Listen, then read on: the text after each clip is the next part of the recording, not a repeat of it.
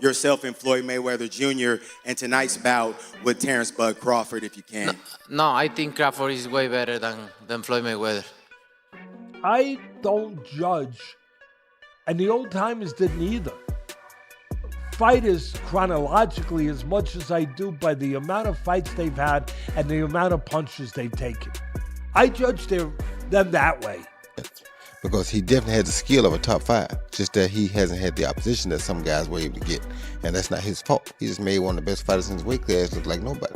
Boxing circles are buzzing with a debate that once felt impossible. After Terence Crawford's dominant unanimous decision over Canelo Alvarez to become undisputed at super middleweight, some pundits are asking a bold question. Has Crawford reached a level that even prime Floyd Mayweather never touched? It wasn't just that Crawford won. It was how he won. Controlling distance, switching stances effortlessly, standing firm under pressure, and blending tactical discipline with sharp, damaging precision. Crawford outboxed Canelo, made Canelo miss, stood right in front of him when he was supposed to. He moved when he was supposed to. Made it look easy. He beat Canelo Alvarez better than Floyd Money Mayweather, which makes him better than Floyd Money Mayweather, in my opinion. Veteran promoter Bob Arum has even suggested that Crawford's ambidextrous ability and complete skill package make him uniquely equipped to rival, or possibly exceed, Mayweather at his peak. Canelo wipes the floor with him. I love Crawford. I told you when Crawford and Spence that Crawford would beat the hell out of him. But Canelo is a different proposition. It's an interesting fight, but I think there's only one winner.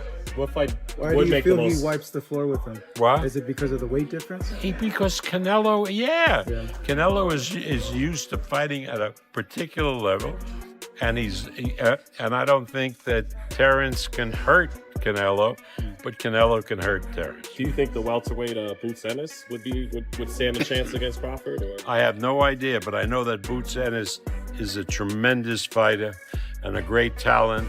Whether he'd stand a chance with Crawford, I don't really know, because at 147, Crawford is, I think, unbeatable. The conversation intensified when Canelo Alvarez, who has shared the ring with both men, publicly stated he believes Crawford is superior. After losing a unanimous decision in 2025, Canelo pointed to Crawford's adaptability, ring intelligence, defensive awareness, and seamless guard switches as traits that separate him, even in comparison to Floyd. And he said he might be better than Mayweather. I can see it, because Crawford got a little bit of Mayweather in him, but he got the offense going on. It's not like all defense, blocking everything, points, you know. Crawford can actually hurt you. He's actually a fighter. He'll fight you. You know, he'll box you, but he'll fight you too. He ain't no joke. Floyd Mayweather Jr., of course, built one of the most pristine resumes in boxing history. A perfect 50-0 record. Defensive brilliance. Titles across 5 weight divisions. From super featherweight to light middleweight, Mayweather mastered footwork, timing, reflexes, and counterpunching while minimizing damage. He captured 15 recognized world titles in a fiercely competitive era, consistently defeating champions and major names. All the fights, you've had 50. Who would you say was your toughest opponent? You got guys that punch hard and hit hard, and you got guys that come out and win a few rounds, but nothing really was tough. I've been in a boxing gym, and guys have given me great sparring and great work. They say ass whooping will humble you. I go home and say, you gotta tighten up, champ. Yeah. You gotta get it together, champ. And then sometimes I go home and say, is this for me? I make mistakes, but I strive every day to be a perfectionist. And we all know God only made one thing perfect, and that's my boxing record. You know, I didn't have to have 70 fights, or 150 fights, 300 fights. Did I not beat the most world champions? Yes, you did. Okay. And in the least amount of fights? Yes, you did. Who got the highest gate? Floyd Mayweather. Who made the most money? You did. Who was the most accurate fighter of all time? You were. So it's basically saying that... The greatest of all time. Okay. All right. Terence Crawford's resume is equally historic. Undefeated. Titles in multiple divisions. The first male boxer of the modern four-belt era to become undisputed in 3 weight classes. A true switch hitter with power that carries upward, Crawford combines technical sharpness with a proven finishing instinct. His victories over elite names like Errol Spence Jr. and now Canelo Alvarez elevated him into rare air.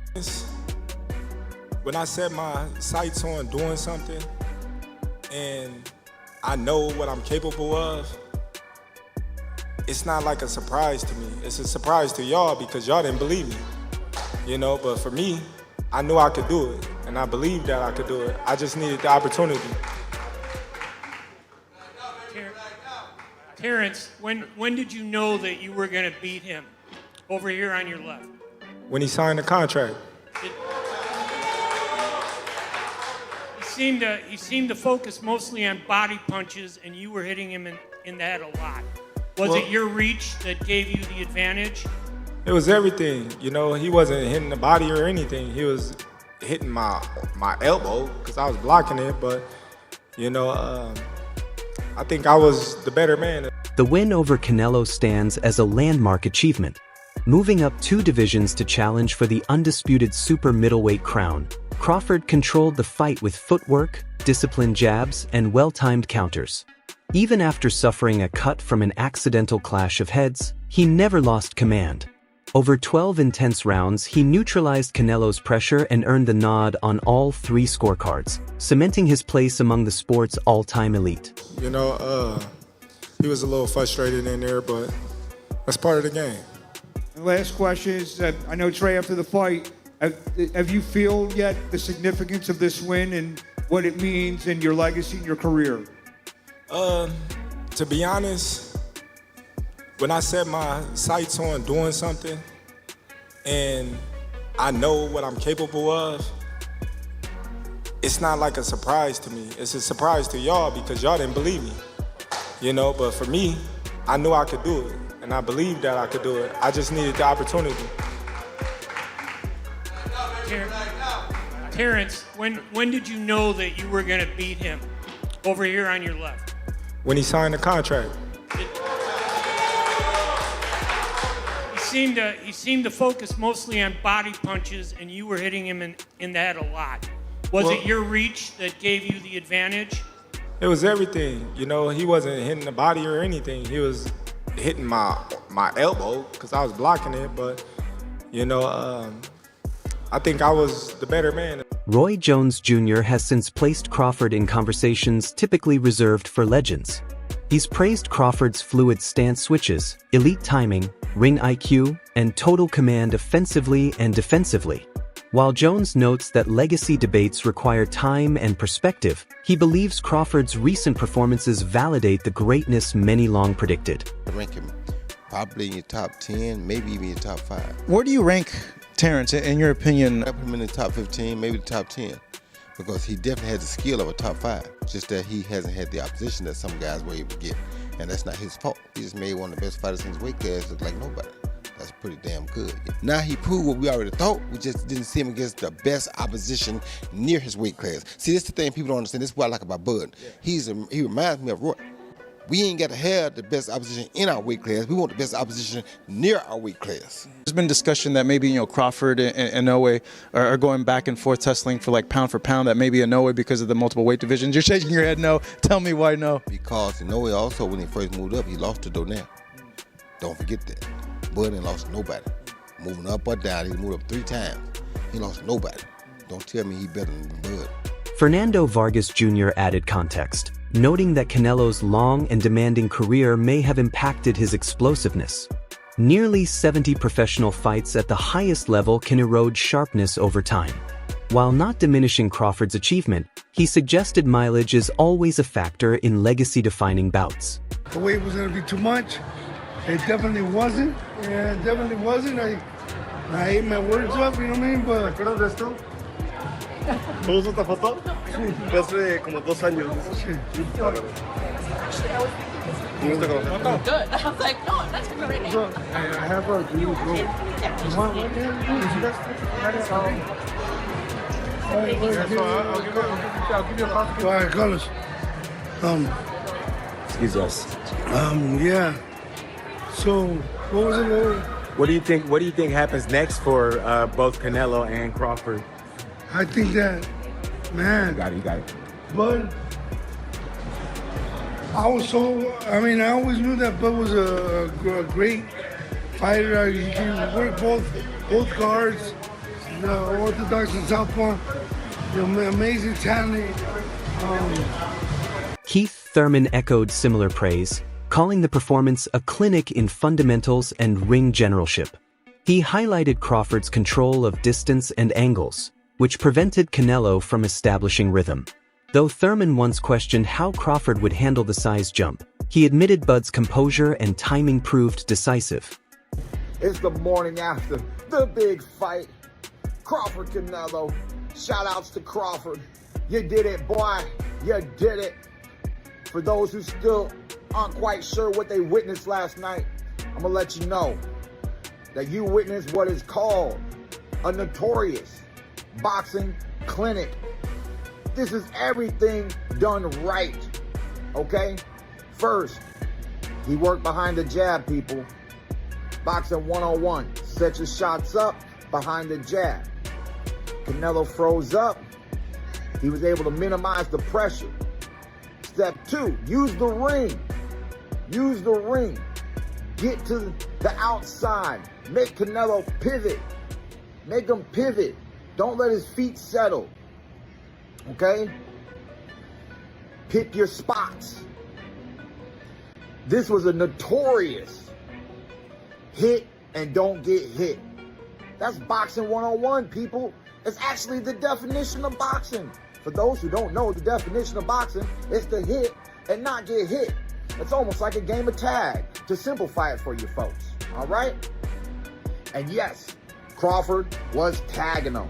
Not just with the jab, moving, but he was able to do another key factor, which is get respect in the ring.